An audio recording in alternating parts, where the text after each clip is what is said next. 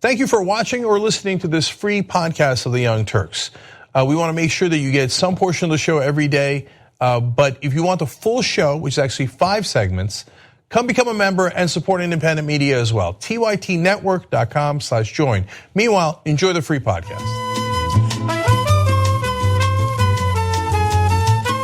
All right, we're back on the Young Turks, guys. Tom Zawacki writes in, another example of the Democrats greasing the squeaking wheel on the Medicare for All issue. Trouble is they never fix the problem that causes the squeaking wheel to begin with. Nerd Frequency asks, rightfully so, doesn't this vindicate the progressives that didn't vote Hillary? No way this happens if Hillary won. Oh, I see what you're saying.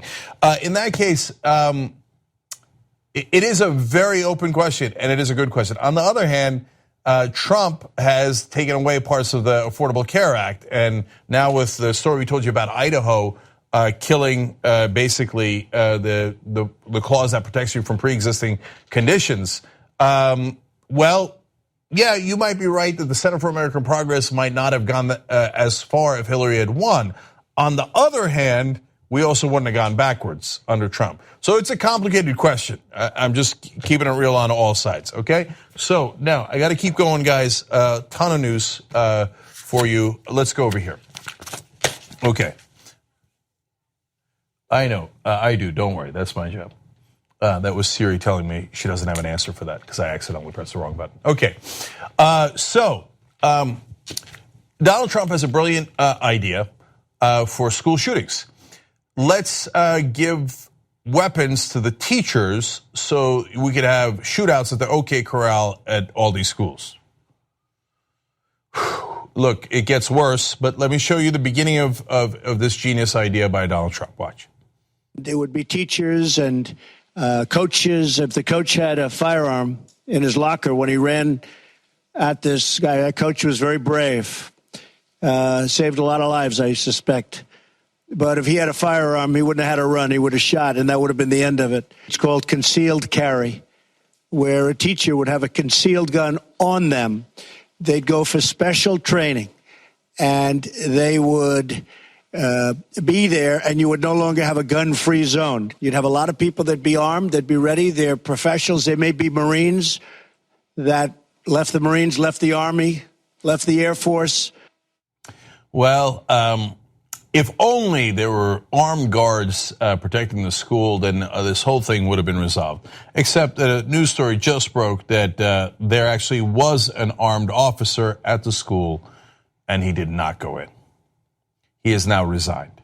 So, hey, that magical solution, apparently not that magical. But Donald Trump is going to continue with this absurdity. General John Kelly. So he's a 4-star Marine. He's a tough cookie. If he was a teacher of mine, I wouldn't mind having him have a gun, because I guarantee he can use it better than anybody. There's no security guard you're going to hire that's going to handle a gun better than him. So if he's a teacher, and if other friends of his from the Marine, if they're teaching, or other people like that, I want them to have a gun. General Kelly is the history teacher. He's teaching about how we win wars, okay? And he's got a concealed weapon, but they're going to know he's got a concealed, because we tell them that the bullets are going to be flying in the other direction. You're not going to have these attacks if you do that. So, as I just told you, there actually was an armed guard there, and it happened anyway, because it turns out crazy people with guns don't care about that. Most of them, as John pointed out yesterday on the show, either get caught or get killed on the scene anyway. None of these kids have ever, or any of these shooters have ever gotten away with it. So it's a preposterous point to begin with. Number 2, you really want bullets going both ways? So, oh, great, shootouts at the school, wonderful idea. Number 3, you know why General Kelly would be good at shooting back? Because he's a general. Because he was in the Marines. But most teachers are not generals and did not spend their entire lives in the military. In fact, a teacher who voted for Trump made a similar point that I'm going to show you in a little bit. But let me first go to more of Donald Trump's tweets on this insane idea. First, Bloomberg News initially reported that Trump floated the idea of giving teachers a little bit of a bonus for carrying guns with them during a meeting with school safety officials. So that happened earlier today. So, hey, let's train some teachers to shoot.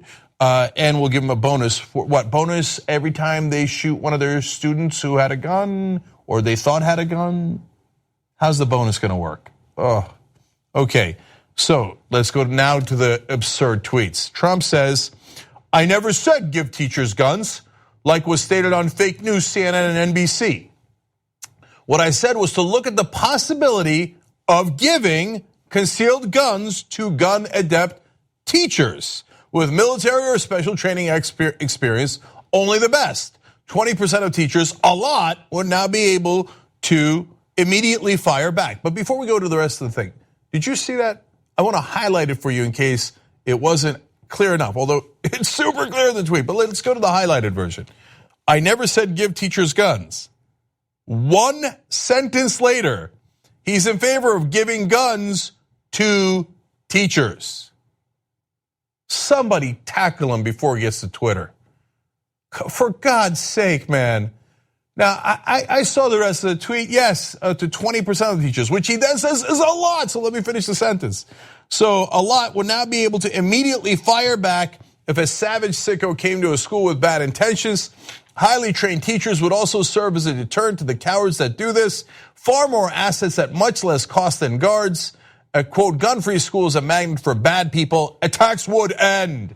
Well, apparently they wouldn't because, again, an armed guard there and the school got attacked anyway. But his idea is like, I didn't say give every single teacher a gun. I just said the really good ones, the ones that are good at shooting and such, so they could shoot back and forth, back and forth. In other words, you said give guns to teachers. But he's not done proving his own point a lie. He continues to go. He says, history shows that a school shooting lasts on average 3 minutes. It takes police and first responders approximately 5 to 8 minutes to get to the site of the crime. Highly trained gun adept teachers, coaches would solve the problem instantly before police arrive. Great deterrent. And he says, if potential sicko shooter knows that a school has a large number of very weapons talented teachers. Oh, great. Weapons talented teachers and others who will be instantly shooting, the sicko will never attack that school. Cowards won't go there. Problem solved. Must be offensive. Defense alone won't work. What a simple-minded fool. Oh yeah, I got a great idea. These guys, these weapons talented teachers. We just give them all weapons and to look out for whoever comes in. You bang, bang, bang, and shoot them. Bullets going both ways. We're playing offense. You don't want to play offense with weapons inside a school. All right, no empathy whatsoever. All right, now let's go to that teacher who voted for Trump. Her name is Ashley Kurth, and she asked this during a town hall. Senator Rubio, I'm a registered Republican. I voted for Mr. Trump. I still, support the Second Amendment. However, with that being said, and with all these talks of gun control laws and everything that you guys have been up there stating to us of what you're going to do about it, a lot of the flack that I've been getting back from my friends and from a lot of other people that are around the world is the answer to the gun problem is to arm teachers. And when I had those hundreds of terrified children that were running at me, my question to that is, am I supposed to get extra training now to serve and protect on top of educate these children on how to be these eloquent speakers that are coming up and presenting issues to you? I mean, am I supposed to have a Kevlar vest? Am I supposed to strap it to my leg or put it in my desk? How am I supposed to go on that way? Well, first, I don't support that. Okay, so think about that. What a great question. She's like, so I have to train to be a teacher, and now you're telling me on top of that, I have to train to know how to use a gun and get vests. And the Republicans will not ban AR-15s, assault weapons. So those are weapons of war. So now they're telling teachers, it's okay, just turn the school into a war zone. And suit up and have guns all over you in case somebody else with guns comes in.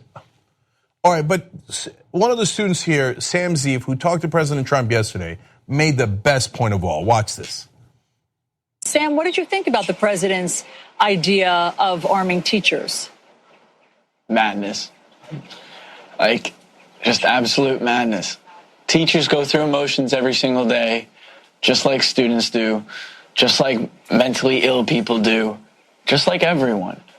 And teachers are faced with the responsibility every single day of molding young lives and mentoring them and being there for them.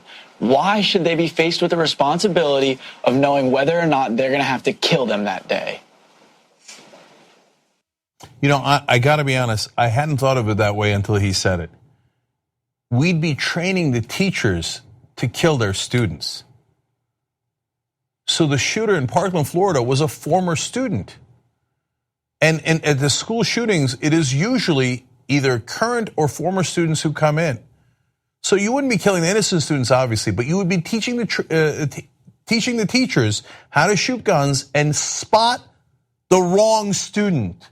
If you think one of your students is going to do harm to the others, be ready to kill them. Are you insane? Look at what they've done to our country. We are no longer trying to prevent massacres of schools. We're trying to teach the teachers which students to execute if the school turns into a war zone. This is the state of madness in America. All right, now let me show you the next story. The person who, one of the people who is creating that madness. So let's go to Dana Loesch. Dana Loesch is a representative of the NRA. She decided she was going to attend the CNN's town hall event, 7,000 people there, and they were mad. And they had every right to be mad. How many kids are we going to lose and sacrifice at the altar of the NRA in this country? Does the NRA want assault weapons ban? No.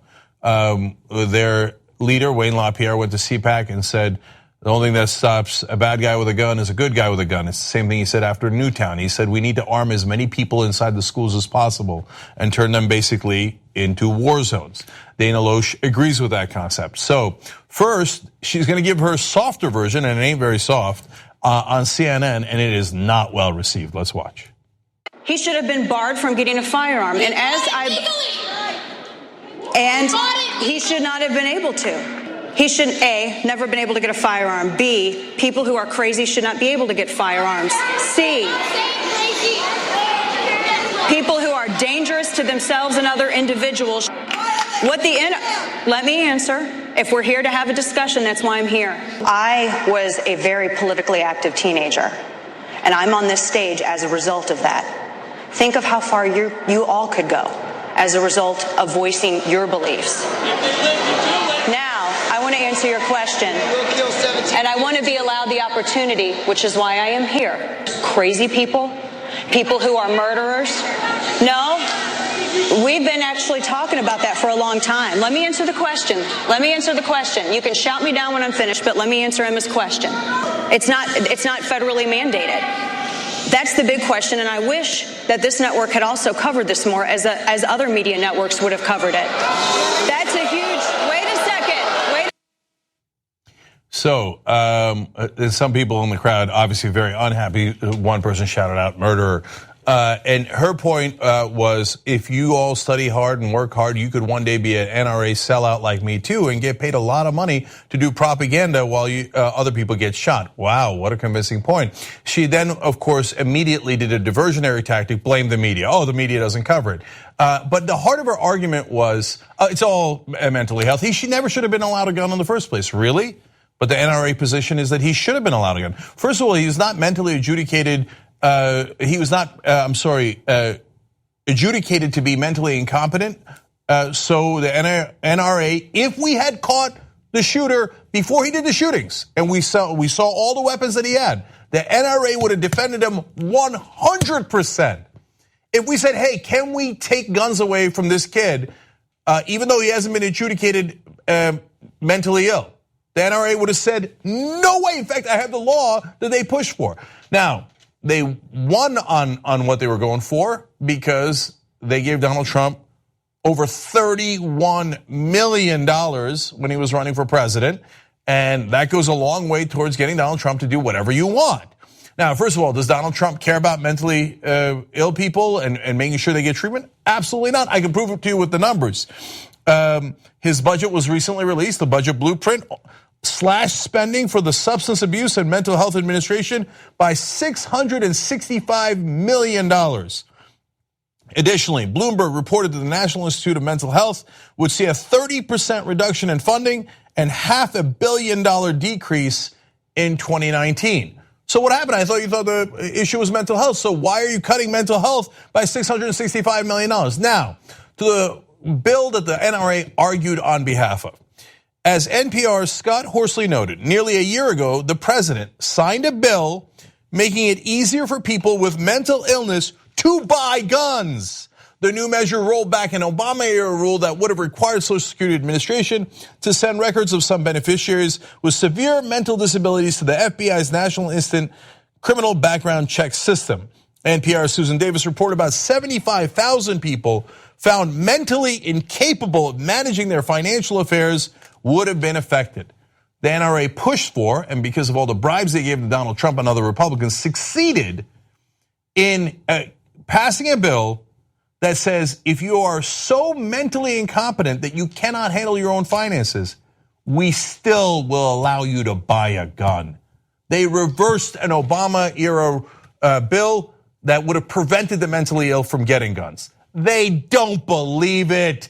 Dana Loesch now trying to say, it's not the guns, it's crazy people.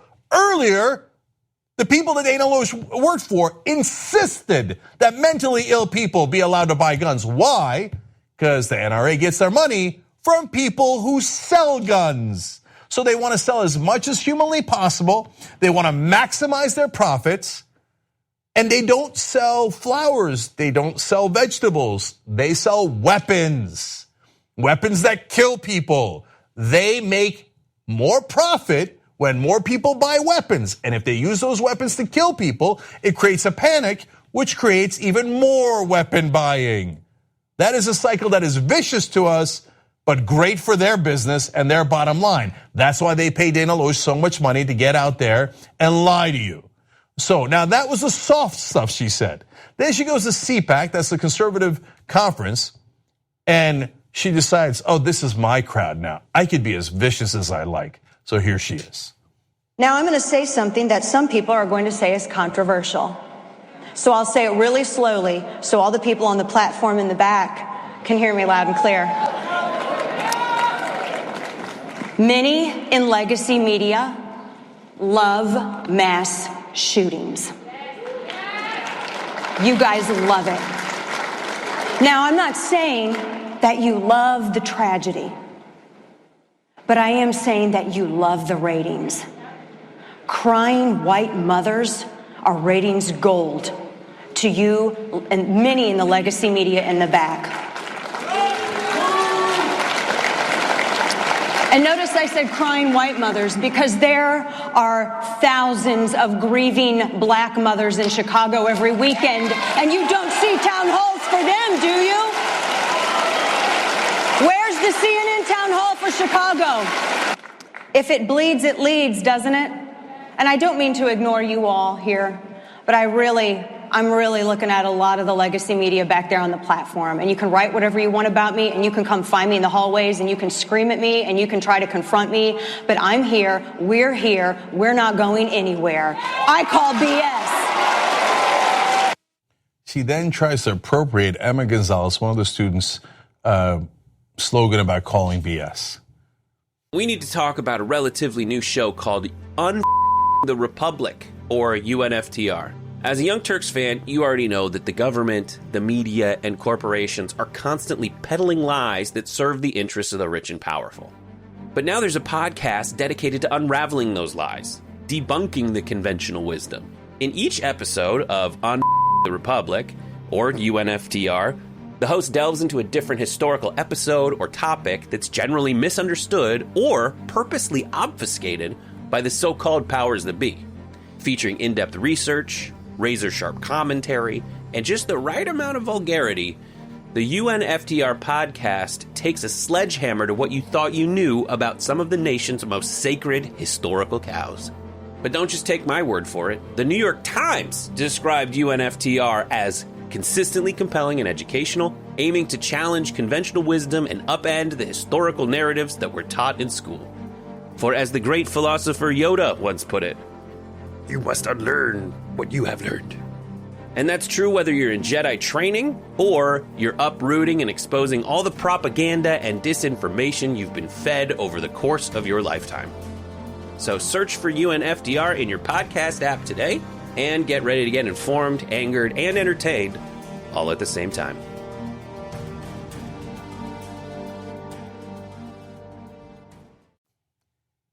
Man, these people are really sick. So if you want to make a valid point about, hey, the media shouldn't publicize the name, the picture of the shooters, that's a point we make, and we try really hard not to say the names of the shooters after the initial story. We don't want to glorify the violence. And if you, on the other hand, want to say that the media, shouldn't cover the shootings, why shouldn't they cover the shootings? Because that shows everybody that the thing that you sell, Dana, murders people, kills people. That's what it's designed for. Guns, I don't know if you know this because you're pretty stupid.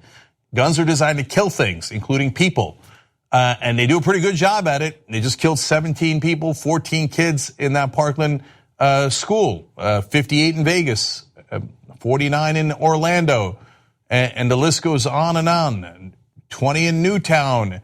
There's no end to it. There's no end to the massacres. But somehow it's not the people with the guns doing the massacres. It's the people that are covering the massacres that are causing the problem. No, I'm pretty sure it's the people with the guns killing them. They didn't get killed by a TV. They didn't get killed by a radio. They didn't get killed by the internet. They got killed by a gun. But Dana profits off of guns. You know what that means? It means she loves mass shootings because it makes her richer. But what does she do as a classic conservative? Projection. She loves mass shootings, so she says, don't look at me, don't look at me.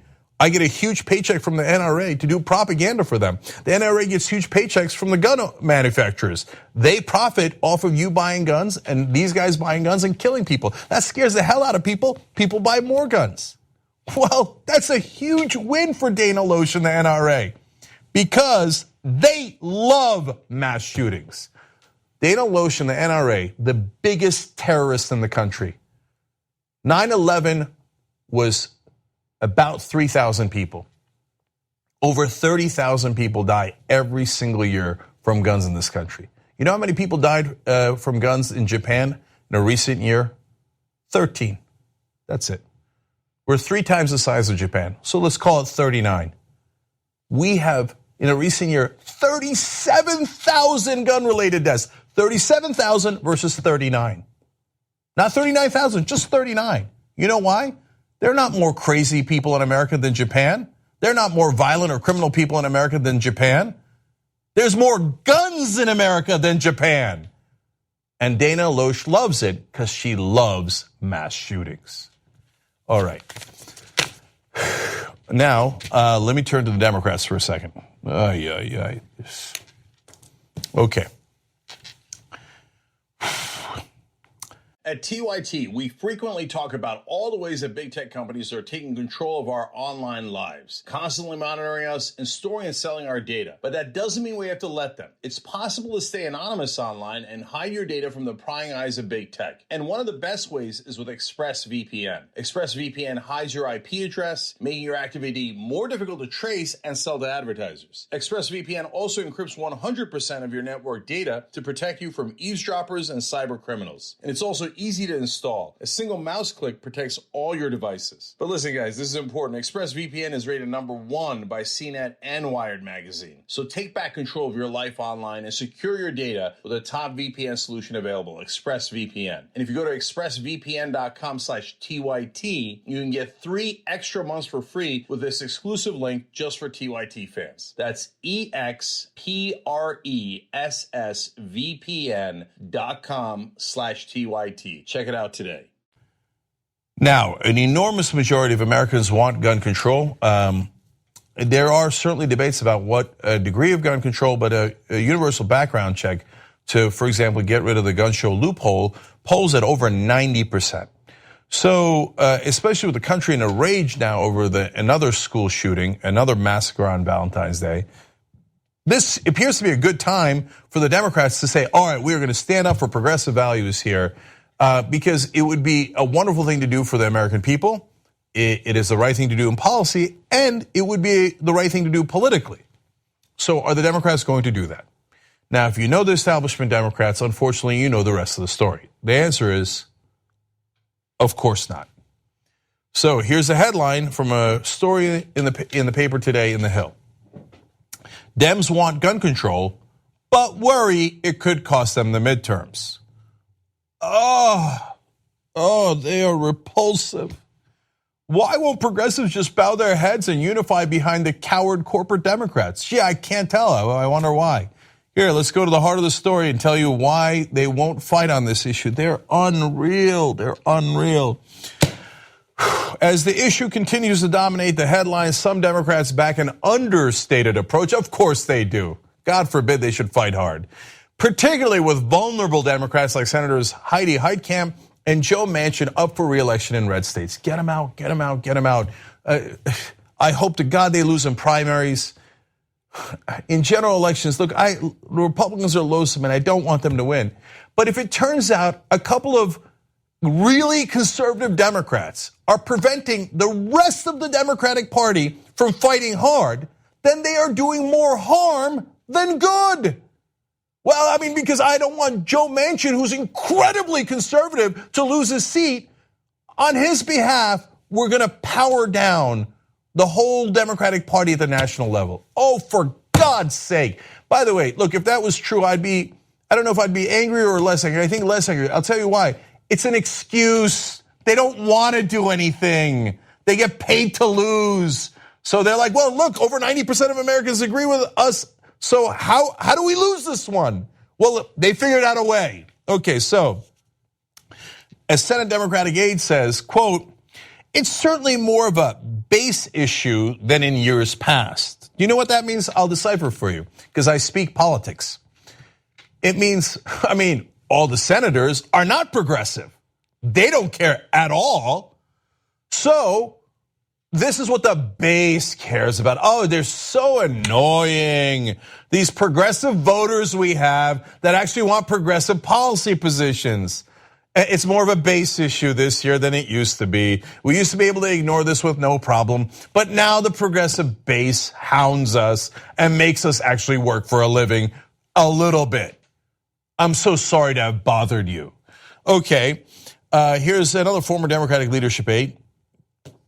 He says, how do you keep from having a conversation about sensible changes to be turned into they want to take your guns away? So in other words, he's saying, well, the Republicans, if we go to do any gun control, even one backed by 90% of Americans, will say, oh, they're just trying to take your guns away. He says, so obviously we have to give up. How would we fight back? You would use this thing called a mouth. It actually can emit words. You would actually fight back by saying other things. Wow, they never thought about that. They're like, but the Republicans will say this. Well, then you say that. You counter them, you moron, you coward. You go, oh, hey, the Republicans say that we're trying to take your guns away, but we're not. We're doing sensible gun control that 93% of Americans agree with. Wow, that was so hard, so hard. Yeah, you might as well just surrender instead. I can't tell why people loathe establishment Democrats. I can't tell it. But they really can't in Washington. They are perplexed. They're like, why does the progressive base bother us so much? We just wanted to just get back into our comfy little beds and surrender already. Why won't you let us surrender? Okay, Meredith Kelly, spokeswoman for the House Democrats campaign arm, said the party has no plan for a national messaging strategy on gun reform, citing the geographically and culturally diverse House battlefield. For God's sake, man, look, we understand politics. So if you're running in New York, you might run on a more pro-gun control platform. If you're running in the middle of Montana, you might not. And those candidates might do different things. We're perfectly aware of that. But that doesn't mean that you have to do unilateral disarmament, almost literal in this case, at a national level. So what does that create? It creates Republicans who go on TV nonstop. Oh, they're taking your guns away. They're taking your guns away. Second Amendment, Second Amendment, Second Amendment. NRA is awesome. These are American rights. And what are the Democrats? What do you say? Nothing. No, Heidi Heitkamp might lose in North Dakota. Joe Manchin, my donors. Oops, did I say that out loud? Whatever. I don't know. I just want to go back to bed. So at the national level, they will have no messaging on guns. They are the worst of the worst. The Republicans are so deeply corrupt. They take all that NRA money and then they work at their behalf, no matter how many kids get shot in how many schools. But the Democrats in their surrender to those loathsome people are arguably maybe even lower than them. Now, of course, it's not every Democrat, and there are progressives who fight back. But unfortunately, the majority of the establishment Democrats will not fight. They will have no national messaging on this. By the way, if you want more polls, I'll give you more polls. One that just came out. A Political Morning Consult poll conducted after the deadly shooting last week at a Florida high school finds 64% of respondents are in favor of tougher gun control laws. Now, that's not the specific universal background check that has over 90%. That is in general. In general, they say, oh, they're trying to take your guns away. You say, no, I want tougher gun control laws. You have 64% of the country on your side. If you can't win with 2/3 of the country behind you, please retire. Please let progressives run instead. Get out of the way. Get out of the way, you miserable losers. By the way, the poll also found that 45% of Republicans said they would support tougher gun laws. You've got almost half the Republicans on your side, and you still won't fight. One last one. Among Democrats, 84% support stricter gun laws compared with just 13% who oppose them. But almost all of their politicians are in that 13%. So yes, some fight back. Chris Murphy, almost all the progressive senators, and however little there are of them, and members, some members of the progressive caucus, etc. But the majority of the Democrats are the establishment Democrats. And they go, 84% of my voters want it, even half the Republican voters want it. I don't care. Joe Manchin says no. By the way, Paula Jean Swearengin is running against Joe Manchin in West Virginia. Go out there in the primaries. Go in the primaries in every race. Primaries are more important than general elections. Get rid of these bums. If you don't vote in primaries, you don't care about this country. If you care about being a progressive and you care about rescuing this country, you must vote in primaries to vote these bums out and put real progressives that are uncorrupted to represent you. JusticeDemocrats.com, that is one group. There are other groups, but the Just Democrats don't take corporate PACs. Paula Jean Swearengin against Manchin.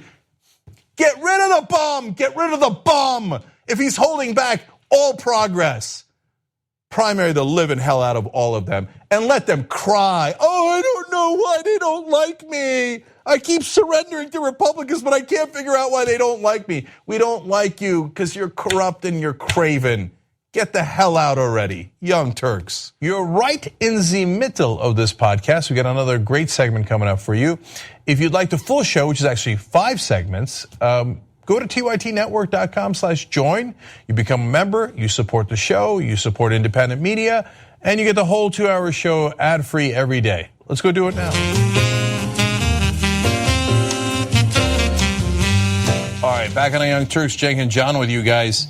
ROBP writes in on YouTube Super Chat, school resource officer assigned to protect students didn't go into the school, and Trump thinks teachers are going to face an AR-15.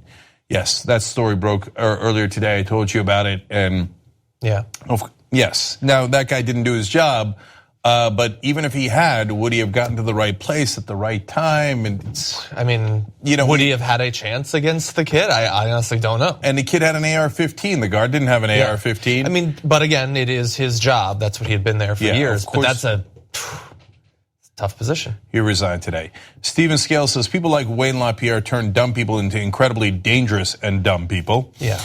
Derek Martin says that was really unimpressive. LaPierre just connected gun violence to socialism. Say what? And Sexy Speed Racer says Wayne LaPierre is a terrorist. Case closed. Members of the day are Albert Savoy and Caitlin Sparks. We've got an extra Rebel Headquarters segment for you guys today. So postgame will start a little bit later, but we will have a postgame. We've got Aggressive Progressive for you guys. We did a wonderful old school with Adam Green, backed by popular demand. Head of the PCCC was on old school last night. All you members, check that out. TYT TYTnetwork.com/join to become a member. And don't forget, next Tuesday's the first election night. The elections will begin. They will commence. You could actually already vote in Arizona. You could already vote in Texas. And by the way, go to TYTnetwork.com/register to go and vote.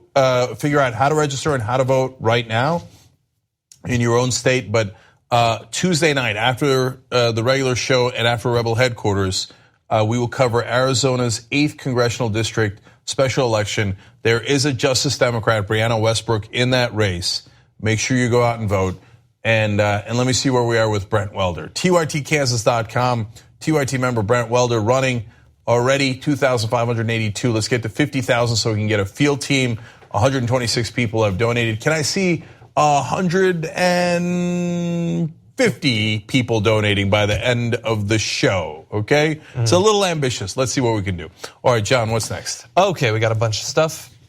For a little while there, for a few years, we had the Consumer Financial Protection Bureau, which was set up after the Great Recession to actually represent you, to represent regular people against the banks and other industries which would abuse them. And we still technically have it, but unfortunately we also have Trump and we have interim director Mick Mulvaney, who is twisting that organization to instead basically work for those banks and to aid them in coming at you while having the veneer of some sort of consumer protection. And so overall, and we've reported on this a number of times over the past year, Mick Mulvaney has worked to make the watchdog agency less aggressive in actually going after banks and various forms of legal abuse. Under his leadership, the CFPB delayed a new payday lending regulation from going into effect and dropped an investigation into one payday lender that contributed to Mulvaney's campaign. Now, we also have something that we want to focus on today, though. Mulvaney also dropped a lawsuit against an alleged online loan shark called Golden Valley Lending. The suit says the lender illegally charges people up to 950% interest rates.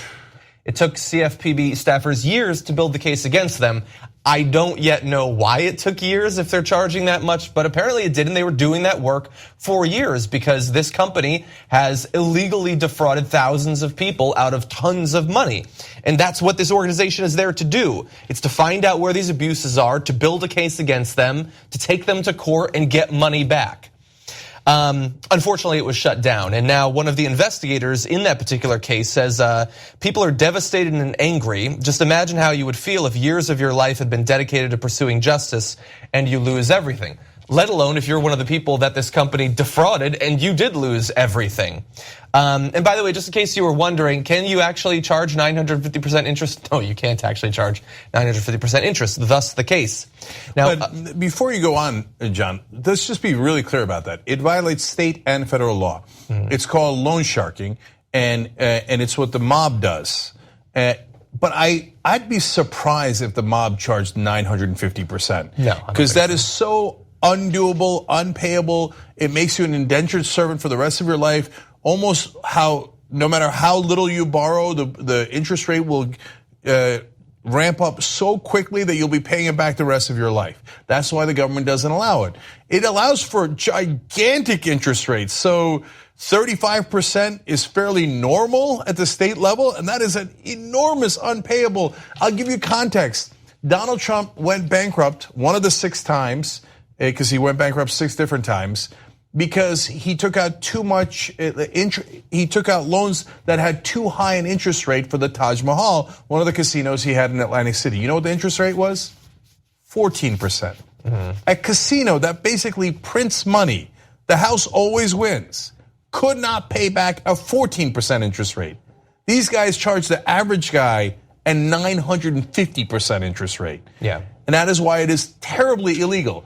It could be illegal, but if the government, now run by the crooks, by the robbers, chooses not to enforce the law because they don't believe in the rule of law, they represent the robbers, well then they just got away with it. They robbed all those Americans, and there's nothing you could do about it because Trump's in office and he put the criminals in charge. Exactly. And I mean, we've gone through basically every department at this point where the department has a mission statement, it has a philosophy, something it's supposed to accomplish. And so they go out there and they find literally the person best placed to totally to pervert the point of these departments and instead deploy them to aid corporations and the wealthy and well-connected.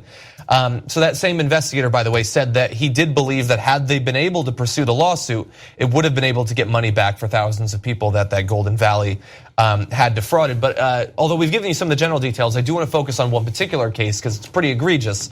There's a woman, Julie Bonenfant, who said, I was literally facing eviction because I was so behind on my rent and I had no idea where I was going to come up with the money, and it was just really rough. It was just misleading. The way it was presented was this loan with that company. I was going to make 4 large payments and then be done. So she sent NPR a screenshot from the website of what the deal was supposed to be. And it says on her $900 loan, her scheduled payments in less than 12 months would be $3,735. Or more than 4 times what she actually borrowed there. So it looks like she didn't actually get the worst interest rate they hand out. She got like twice as good of a deal, actually. But yeah, they expect that, no, you will pay those 4 payments and then you will continue to pay these huge fines and fees afterward. And it can be incredibly confusing for people, especially people who are desperately trying to make ends meet, who are trying to get money quickly to deal with some sort of medical emergency or something like that. And they prey on exactly those people. Now, Mulvaney apparently, although he won't specifically talk about this, he declined requests for an interview. Statements have been put out saying, oh, no, I didn't actually shut this down. I had nothing to do with it. It was just, career staffers inside of the organization. But sources inside the organization say, no, he actually was instrumental in shutting down this case, as he has been in other ones that we've talked about on the show over the past year. And what's interesting, maybe it's not related, but hey, maybe it is that as a congressman, he took $62,000 plus from payday lenders. So weird that he got paid. I don't know what kind of interest rate he's getting on that money now, but probably not 950%, but I think it might have had an effect. So my favorite part of this was this quote from the NPR story. After repeated questioning from NPR, Mulvaney's press person acknowledged that Mulvaney was indeed involved in the decision to drop the lawsuit. In other words, we tried to lie to you, pretending that he had nothing to do with it, but you pressed us. Yeah. So, okay, fine, he did it. He took $62,000 from the pay lenders, and these politicians, they're all bought so cheap. Yeah, that's like nothing. That you get away with, God knows how much in fines they would have gotten, tens of millions. I don't know if it would have been hundreds of millions of dollars. You just paid Mulvaney $62,000. Yeah. What a cheap little prostitute Mulvaney is. So he then comes into this bureau that is supposed to protect consumers and goes, no, I'm corrupt. I'm just going to say all that. They would have gotten you your money back. Because it's illegal, and they would have gotten you your money back. And Mulvaney says, no, I don't represent you. I represent the bad guys. Yeah. So you're not going to get your money back. All that hard work in pursuing justice and the rule of law, dropped it overnight, now admits he did drop it. It was him. Mm-hmm. And one of the women involved, one of the people involved said that she's a Trump voter and feels betrayed. And I feel bad because they said, I feel kind of stupid. But he told you that he was going to get rid of the swamp. And that was a huge reason you voted for him. Yeah. He was lying the whole time. He's a cheap politician, telling you pretty little lies that you wanted to hear. Then he gets into office and screws you because his donors and Mulvaney's donors wanted to keep their money, wanted to be able to rip you off. And by the way, they can continue to rip you off going forward. Yeah. So the rule of law will not be enforced as long as you're a donor to the Trump campaign and a Mick Mulvaney. It is grotesque. It's really twisted how this whole thing has played out, that the Republicans tried to stop the organization from being set up in the first place. They tried to stop a director from being installed in the first place. You're probably familiar with her. They tried to defund it, they tried to destroy it, and then finally they just get somebody in the White House and they just put whoever the hell they want in there. And then it still technically exists, but it becomes irrelevant. Look, I can go on and on in this story because Mulvaney is actually not technically the leader of the Consumer Financial Protection Bureau. No, but he's not even the interim leader. He's not legally allowed to be the leader, okay? But they don't give a shit. They just strong-armed it. They're like, he is now. What are you gonna do about it, right? And a judge said, well, I can't rule on it now. So they're like, that's it, then we win. Later, there will be a ruling. They are violating the law by having Mulvaney be the head of the Consumer Financial Protection Bureau. But he came in like a fucking thug, sorry, and And now he's like, oh, all my robber friends, you're all free to go. There's a jailbreak. He'll leave, but that case is gone. They can't bring it back. It's gone. Yeah. They're the worst people on the planet. All right, let's do the next story. Okay, let's move on to a similar topic. More corruption for you, this time having to do with a lawsuit over mining safety regulations. And a person named David Zatalzalo, this is President Trump's top official for mining safety, who has a history in that particular industry that we're going to talk about. And it has to do with challenges to Obama administration regulations, trying to make it so that if mines routinely violated safety procedures, there could be an expedited process of adjudicating that, having some sort of fines or consequences of some sort, which of course the industries don't like, and so they challenged it in court. So that lawsuit was filed in March 2013 by the Kentucky Coal Association, opposing the Obama administration's use of a mine safety rule known as POV, or pattern of violations. As I said, accelerates the penalty process. So David Zatalzalo, the person that I was talking about, is now the Assistant Secretary of Mine Health and Safety. He served on the Kentucky Coal Association Board of Directors through 2014.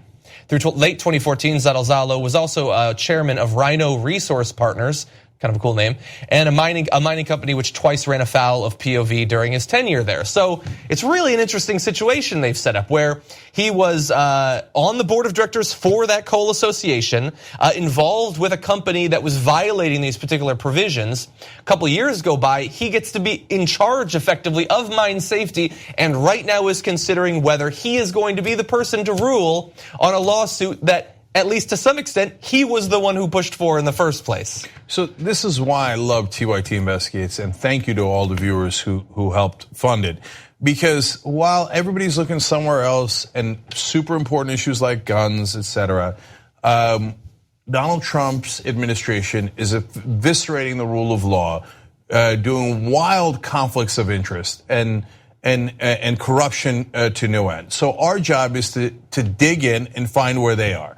So in this case, great report by Steve Horn pointing out, look, this guy was part of that organization, the Kentucky Coal Association, that sued the group that he now helps to run inside the government.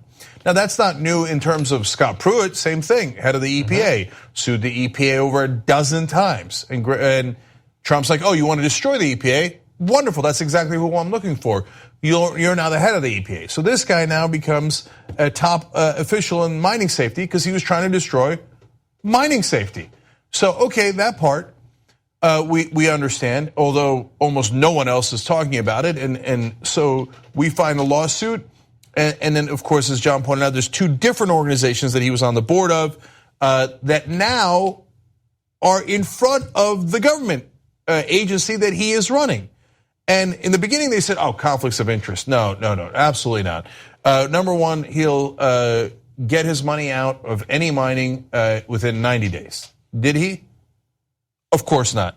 He works for the Trump administration, still has money invested in mining companies. Yeah, but only like hundreds of thousands of dollars. While he's supposed to be regulating mining companies that he's invested in. Now, the companies he used to run, he's decided, I'm not gonna recuse myself. I'm gonna make the decision on whether my former companies did the right thing or not. Gee, I wonder which way he's gonna decide. Well, I can't quite tell. Who would better know what the companies were up to? Than the guys sitting on their board before. Insider knowledge, yeah. And when asked about it, the Trump administration, and we're the ones who asked them, said, well, I mean, our rule technically is that you had to be outside those companies for 2 years, and he was on the board of those companies in 2014.